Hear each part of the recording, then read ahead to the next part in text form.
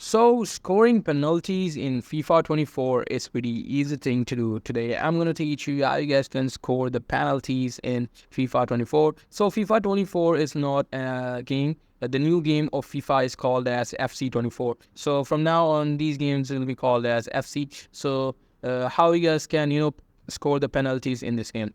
So in FC 24, the penalties are pretty basic and easy thing.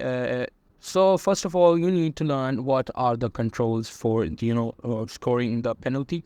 So as we know, these are the joysticks that you can use to mark in which direction you want to score the goal. Suppose if you want to go on that side, you just have to move it into that side. If you want to put there and there, and this button is for kick purposes. If you hold press it and press it for too long, it will hit the ball harder. So if you just lightly press it, it will down pass the ball, the slide the ball.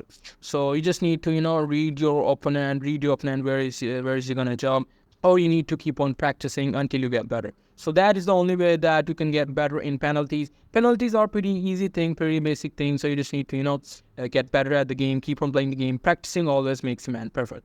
So that's pretty much it. That's how you guys can score penalties in FC 24. Hope you guys find this video helpful.